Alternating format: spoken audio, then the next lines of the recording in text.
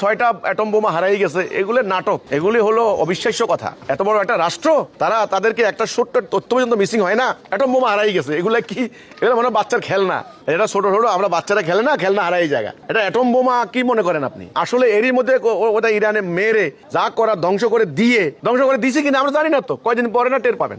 তো এখন ওরা যা বলে আমরা তা দেখি, বিশ্বাস করি। অ্যাটম বোমা হারাই গেছে, দেখবেন হয়তো মারবে, নাইলে মারা হয়ে গেছে, কাজ শেষ। বিশ্বের মানুষদেরকে অন্ধকারে রেখে আমার কথা হচ্ছে, ভাই এগুলা তো বলে কোনো লাভ নাই।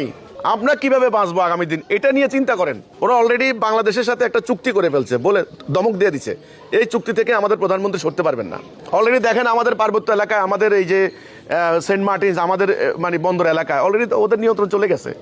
নাই, এটা প্রমাণ দেখেন। তেল দরকার, ওদের অনুমতি নিতে হবে, এখন থেকে তাদের অনুমতি নিতে হবে।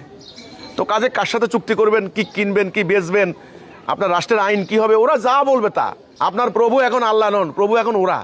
সেজদা এখন ওদেরকে করেন, আল্লাহকে তো করছেন না এখন। তো কাজেই বাস্তব কথায় আসেন, ওদের 6টা বোমা মিসিং হয়ে গেছে, এটা চিন্তা না করে আগামী দিন আপনার 16 কোটি মানুষ মিসিং হয়ে যেতে পারে, এটা নিয়ে চিন্তা করেন। আমি আবার বারবার একটা কথা বলছি, তাড়াতাড়ি ঐক্যবদ্ধ হন। ঐক্যবদ্ধ হয়ে আল্লাহর উপর ঈমান এনে, আল্লাহর উপর ভরসা করে যদি বাঁচতে পারেন বাঁচবেন, নাইলে ওদের এই তাণ্ডবের হাত থেকে বাঁচার মতো কোনো উপায় আমি দেখি না।